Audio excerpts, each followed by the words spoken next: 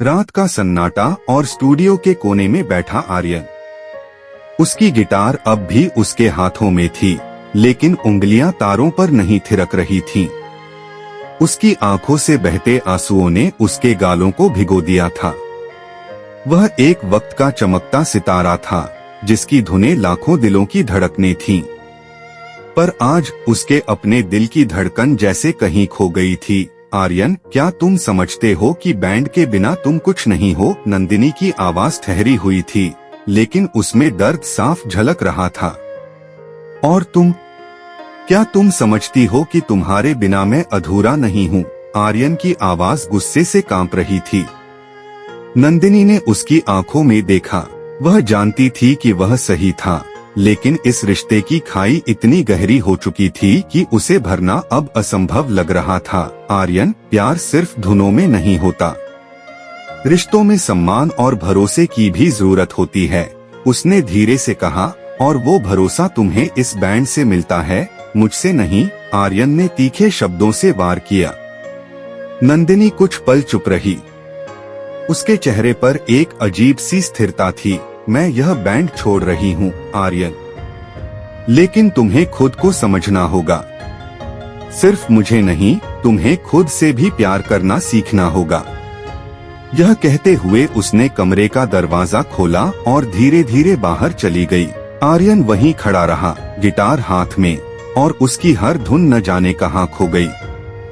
नंदिनी के जाने के बाद कमरे में सन्नाटा और गहरा हो गया। आर्यन ने गिटार को एक तरफ रख दिया और घुटनों पर सिर टिकाकर बैठ गया।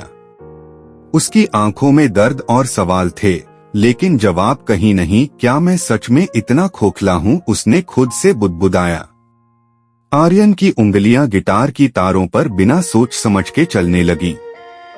एक टूटी फूटी धुन उभरी, जिसमें दर्द, पछतावा और एक अधूरा ख्वाब छिपा था। उसकी आंखों के सामने बैंड के शुरुआती दिन घूमने लगे। वह, नंदिनी और बाकी के सदस्य, कितना जोश, कितना जुनून था उन दिनों में। नंदिनी उसकी पहली श्रोता थी, उसकी सबसे बड़ी आलोचक और प्रेरणा भी। वह हर बार उसकी गलतियों को पकड़कर सुधार देती थी। लेकिन अब नंदिनी की गैरमौजूदगी एक खालीपन छोड़ गई थी, जो उसकी धुनों को भी अधूरा बना रही थी। अगले दिन आर्यन बैंड के बाकी सदस्यों से मिलने पहुंचा। तुम ठीक हो आर्यन? रोहन ने पूछा, जो बैंड का ड्रमर था। नहीं, आर्यन ने सच्चाई से जवाब दिया। मुझे लगता है कि मैं खुद को खो चुका हूँ। नंदिनी चली गई और शायद मैं उससे भी ज्यादा खुद से दूर हो गया हूँ। रोहन ने एक गहरी सांस ली। भाई, हम सबने नोटिस किया है कि पिछले कुछ महीनों से तुम खुश नहीं हो। संगीत तुम्हारे लिए अब एक जुनून नहीं, बल्कि बोझ बन गया है। शायद तुम्हें कुछ समय खुद के लिए चाहिए। आर्यन ने सहमति में सिर हिलाया। तुम लोग सही हो। मैं बस दौड़ रहा था, यह सोचते हुए कि अगर मैं रुक गया तो सब खत्म हो जाएगा। लेकिन शायद मुझे रुकने की जरूरत थी। उस रात आर्यन ने स्टूडियो की बत्तियां बुझाईं और अपनी गिटार लेकर समुद्र किनारे चला गया। वह जगह जहां नंदिनी और उसने अपनी पहली धुन लिखी थी। चांदनी रात में समंदर की लहरें उसकी उलझनों को सुलझाने का काम कर रही थीं। मुझे तुमसे बात करनी थी। आर्यन ने फोन निकालकर नंदिनी को मैसेज भेजा। कुछ घंटों बाद जवाब आया। कल सुबह, नंदिनी ने लिखा। अगले दिन सुबह सुबह आर्यन ने अपनी गिटार उठाई और नंदिनी से मिलने उनके पुराने बैंड रिहर्सल स्पेस पर चला गया। वह जगह अब बेजान सी लग रही थी, लेकिन उसमें बसी यादें उसे अपने ख्यालों में खींच ले गईं। कुछ मिनटों बाद नंदिनी वहां आई। उसने सिंपल कपड़े पहने थे और उसकी आंखों में वही पुरानी चमक थी। लेकिन अब वह चमक आर्यन के लिए जानी पहचानी होते हुए भी थोड़ी दूर सी लग रही थी। तुमने मिलने के लिए बुलाया, नंदिनी ने हल्की मुस्कान के साथ कहा। आर्यन ने अपनी गिटार को एक तरफ रख दिया और गहरी सांस ली। हाँ नंदिनी, मैं यह समझ चुका हूँ कि हमारी जो भी परेशानी थी, उसमें गलती सिर्फ तुम्हारी नहीं थी। मैंने खुद को इतना खो दिया था कि तुम्हें और हमारे रिश्ते को कहीं पीछे छोड़ दिया। नंदिनी कुछ पल उसे देखती रही। यह एहसास होना ही पहला कदम है आर्यन, लेकिन तुम्हें यह भी समझना होगा कि सिर्फ माफी मांगने से सब कुछ सही नहीं होता। क्या तुमने कभी सोचा कि मैं क्यों इतनी बार तुमसे बात करने की कोशिश करती रही, लेकिन तुमने सुना नहीं? आर्यन ने सिर झुका लिया। सच कहूँ, मैं डरता था। मुझे लगता था कि अगर मैंने अपनी कमजोरी मानी तो मैं वह रॉकस्टार नहीं रहूंगा जिसे सब जानते हैं। लेकिन अब मुझे एहसास हो गया है कि मैं न तो खुद के लिए और न ही तुम्हारे लिए सच में रॉकस्टार बन पाया। नंदिनी ने गहरी सांस ली और पास की कुर्सी पर बैठ गई। आर्यन, प्यार और संगीत दोनों एक जैसे हैं। दोनों में जुनून चाहिए, लेकिन सबसे ज्यादा साझेदारी चाहिए। जब तक तुम यह नहीं समझोगे, तुम खुद को भी नहीं पा सकोगे। आर्यन ने उसे देखा। तो क्या अब भी देर हो चुकी है? क्या तुम चाहोगी कि मैं इसे सुधारने की कोशिश करूं? नंदिनी की आंखों में एक पल के लिए नरमी आई, लेकिन उसने फिर अपनी भावनाओं को स्थिर कर लिया। यह सिर्फ हमारे रिश्ते की बात नहीं है आर्यन, यह तुम्हारे अपने सफर की बात है। अगर तुम खुद को नहीं बदलोगे तो यह चीज फिर दोहराई जाएगी। आर्यन ने सहमति में सिर हिलाया। तुम सही कह रही हो। मैं चाहता हूं कि मैं खुद को फिर से खोज सकूं। लेकिन नंदिनी, क्या हम फिर से उस दोस्ती से शुरू कर सकते हैं जो कभी थी? मैं वादा करता हूं, मैं कोई जल्दबाजी नहीं करूंगा। नंदिनी ने थोड़ा सोचा और फिर मुस्कुराई। शायद यह सही शुरुआत हो सकती है, लेकिन एक शर्त है। आर्यन ने उत्सुकता से पूछा, क्या? तुम्हें हर हफ्ते एक नई धुन पर काम करना होगा, लेकिन वो धुन तुम्हारी भावनाओं को दिखाएगी। यह सिर्फ संगीत नहीं होगा, यह तुम्हारे सफर की कहानी होगी, और मैं हर हफ्ते इसे सुनूंगी। अगर मैं महसूस करूं कि तुम वाकई बदल रहे हो, तो शायद हम फिर से एक टीम बन सकते हैं। आर्यन ने मुस्कुराते हुए कहा, तुम्हारे बिना तो संगीत अधूरा ही था। यह चुनौती कब से शुरू करें? नंदिनी खड़ी हुई और हल्के से मुस्कुराई। अभी से। नंदिनी की चुनौती ने आर्यन को एक नया मकसद दे दिया। उसने उसी दिन से काम शुरू कर दिया, लेकिन अब हर धुन उसके दिल की आवाज थी। वह अपने गहरे दर्द, पछतावे और आत्मखोज की यात्रा को सुरों में ढालने लगा। पहला हफ्ता खत्म होने पर वह नंदिनी से मिला। तैयार हो? नंदिनी ने हल्की मुस्कान के साथ पूछा। आर्यन ने गिटार उठाया और एक धीमी, उदास धुन बजानी शुरू की। सुर भारी थे, जैसे कोई गहरी खाई में झांक रहा हो। धुन खत्म होते ही नंदिनी ने कुछ पल चुप रहकर गहरी सांस ली। यह दर्द तुम्हारे दिल की गहराई दिखाता है आर्यन, लेकिन यह सिर्फ दर्द है। तुम इससे क्या सीख रहे हो? आर्यन थोड़ा चौंका। सीख रहा हूँ? मैंने सोचा था मैं अपना दर्द साझा कर रहा हूँ। नंदिनी ने सिर हिलाया। संगीत सिर्फ साझा करने का माध्यम नहीं है, यह खुद को समझने और बेहतर बनाने का जरिया भी है।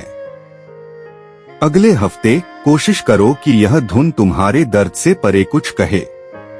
आर्यन ने इस बार एक हल्की, मधुर धुन तैयार की। यह उम्मीद और राहत का प्रतीक थी। जब उसने इसे नंदिनी के सामने बजाया तो उसकी आंखों में हल्की चमक दिखी। बेहतर, उसने कहा। तुम खुद को अपने दर्द से बाहर खींच रहे हो, लेकिन यह सिर्फ शुरुआत है। आर्यन मुस्कुराया। तुम्हारे साथ काम करके मुझे लग रहा है कि मैं फिर से खुद को पा रहा हूँ। हर हफ्ते उसकी धुनें नई कहानियां कहने लगी। तीसरे हफ्ते में उसने एक धुन तैयार की जिसमें दोस्ती और साझेदारी का भाव था। चौथे हफ्ते में धुन ने उसे अपने शुरुआती दिनों में वापस ले जाया, जब बैंड की नींव रखी गई थी। नंदिनी ने एक बार उसकी धुन सुनने के बाद पूछा, क्या तुमने बैंड के बाकी सदस्यों से फिर से संपर्क किया? आर्यन ने संकोच से कहा, नहीं, मैं डरता हूँ कि वे मुझे माफ नहीं करेंगे। नंदिनी ने गहरी सांस ली। आर्यन, अगर तुम सच में खुद को बदलना चाहते हो तो तुम्हें उन रिश्तों को भी सुधारना होगा। संगीत सिर्फ व्यक्तिगत सफर नहीं है, यह टीम का भी हिस्सा है। अगले हफ्ते आर्यन ने बैंड के सभी सदस्यों को बुलाया। स्टूडियो में सभी जमा हुए, लेकिन माहौल में असहजता थी। तो यह क्यों बुलाया? रोहन ने सख्त लहजे में पूछा। आर्यन ने गहरी सांस लेकर कहा, मुझे माफ कर दो। मैंने आप सबको अपनी समस्याओं की वजह से दूर कर दिया। मैं सोचता था कि मैं अकेले ही सब संभाल सकता हूँ, लेकिन अब समझ चुका हूँ कि यह सफर अकेले का नहीं था। सभी कुछ पल चुप रहे। फिर बैंड के गिटारिस्ट आदित्य ने कहा, सॉरी बोलने से चीजें ठीक नहीं होंगी आर्यन। हमें यकीन दिलाना होगा कि तुम वाकई बदले हो। आर्यन ने सिर हिलाया। आप सब मेरे साथ फिर से काम करने की शुरुआत करेंगे तो मैं यह यकीन दिलाने की पूरी कोशिश करूंगा। जैसे जैसे समय बीतता गया, नंदिनी और आर्यन के बीच दोस्ती फिर से मजबूत होने लगी। हर हफ्ते आर्यन की धुनें ज्यादा गहरी और सच्ची होने लगी। एक दिन नंदिनी ने आर्यन को देखते हुए कहा, अब तुम्हारी धुनें सिर्फ दर्द और पछतावे की नहीं हैं। उनमें एक नई ऊर्जा है। यह वही आर्यन है जिसे मैं कभी जानती थी। आर्यन ने हल्की मुस्कान के साथ कहा, और यह सब तुम्हारी वजह से मुमकिन हुआ। तुम्हारी चुनौती ने मुझे फिर से अपने पैरों पर खड़ा किया। नंदिनी ने उसकी गिटार को हल्के से छुआ। याद रखना, यह सिर्फ शुरुआत है। तुम्हें अपनी इस नई पहचान को बनाए रखना होगा। आर्यन और नंदिनी की बातचीत के बाद बैंड ने दोबारा रिहर्सल शुरू की। आर्यन की माफी और नंदिनी की चुनौती ने सभी को एक नई शुरुआत का मौका दिया। बैंड का पहला अभ्यास सत्र उनके पुराने हिट गाने सतरंगी धुन से शुरू हुआ, लेकिन इस बार गाने में एक नई आत्मा और ऊर्जा थी। रोहन ने ड्रम सेट के पीछे से कहा, यह तो वही आर्यन लग रहा है जिसे हमने पहली बार बैंड में शामिल किया था। यह वही जुनून है। आदित्य ने मुस्कुराते हुए गिटार के तार छेड़े। लगता है हमें फिर से अपने बैंड के गोल्डन डेज मिल सकते हैं। आर्यन ने गहरी सांस ली और अपने साथियों को देखा। मुझे पता है कि आप सबको भरोसा दिलाने में समय लगेगा, लेकिन इस बार मैं अपना सर्वश्रेष्ठ देने के लिए तैयार हूँ।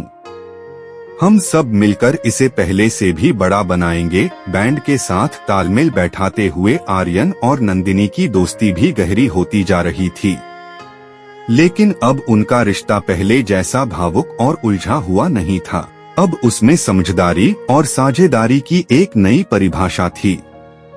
एक शाम जब दोनों स्टूडियो के बाहर समुद्र किनारे बैठे थे, नंदिनी ने कहा, आर्यन, क्या तुमने कभी सोचा है कि संगीत में तुम्हारी सबसे बड़ी ताकत क्या है? आर्यन ने कुछ देर सोचा और फिर कहा, शायद मेरी ईमानदारी।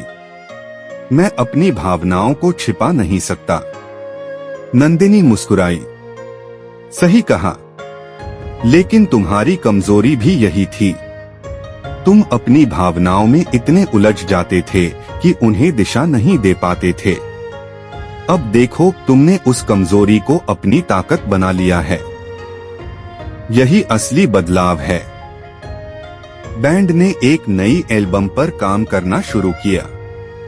एल्बम का नाम रखा गया खुद की तलाश। हर गाना आर्यन की यात्रा का एक अध्याय था। गानों में दर्द, पछतावा, आत्मखोज और अंततः आशा के सुर थे। स्टूडियो में एक दिन आर्यन ने नंदिनी से कहा, एल्बम का आखिरी गाना अधूरा है। मुझे लगता है इसे हमें साथ में लिखना चाहिए। नंदिनी ने उसकी ओर देखा। यह गाना क्या कहेगा? आर्यन ने मुस्कुराते हुए कहा, यह गाना साझेदारी के बारे में होगा। तुमने सही कहा था, प्यार और संगीत दोनों साझेदारी पर टिके होते हैं। यह गाना उसी भाव को समर्पित होगा। नंदिनी ने सहमति में सिर हिलाया। तो चलो इसे लिखते हैं, लेकिन शर्त यह है कि यह गाना सिर्फ शब्दों में नहीं बल्कि तुम्हारी धुन में भी साझेदारी दिखाएगा। मैं शब्द लिखूंगी और तुम उन्हें सुर दोगे। कुछ हफ्तों बाद बैंड ने इस गाने की रिकॉर्डिंग की। यह गाना न केवल बैंड के लिए बल्कि उनके सभी प्रशंसकों के लिए भी एक संदेश था। संगीत और रिश्ते तभी खूबसूरत होते हैं जब वे साझा किए जाते हैं। गाने की शुरुआती पंक्तियां नंदिनी ने लिखी थीं, धुनों में छिपा है हर दिल का रास्ता, साथ चले तो पाएंगे अपना आसमां। आर्यन की गिटार की धुन इन शब्दों को जैसे पंख दे रही थी। रिकॉर्डिंग खत्म होते ही स्टूडियो में तालियों की गूंज सुनाई दी। रोहन ने हंसते हुए कहा, यह गाना तो हमारा नया सिग्नेचर हिट बनने वाला है। आदित्य ने जोड़ा, और इसकी सबसे बड़ी खासियत है आर्यन और नंदिनी का साथ। यह गाना हमारी टीम की ताकत दिखाता है। एल्बम रिलीज होते ही बैंड को फिर से वह पहचान मिली जो उन्होंने पहले खो दी थी। लेकिन इस बार उनकी सफलता का मतलब सिर्फ स्टारडम नहीं था, यह उनके रिश्तों और आत्म खोज की जीत थी। एक बड़े कॉन्सर्ट के बाद जब हजारों की भीड़ संगीत के साथ ही गा रही थी, आर्यन ने नंदिनी की ओर देखा, तुम्हारी चुनौती ने मुझे बदल दिया और शायद इस बदलाव ने हमें फिर से साथ ला दिया। नंदिनी ने हल्के से मुस्कुराते हुए कहा, बदलाव तुम्हारे अंदर पहले से था आर्यन, मैंने सिर्फ उसे दिशा दी। आर्यन ने मंच से भीड़ की ओर देखा और गिटार उठाकर कहा, यह गाना आप सबके लिए है, लेकिन सबसे ज्यादा उनके लिए जिन्होंने मुझे खुद को समझने का मौका दिया। भीड़ में तालियों की गूंज के साथ नंदिनी ने महसूस किया कि आर्यन अब सिर्फ एक रॉकस्टार नहीं था, वह एक बेहतर इंसान भी बन चुका था।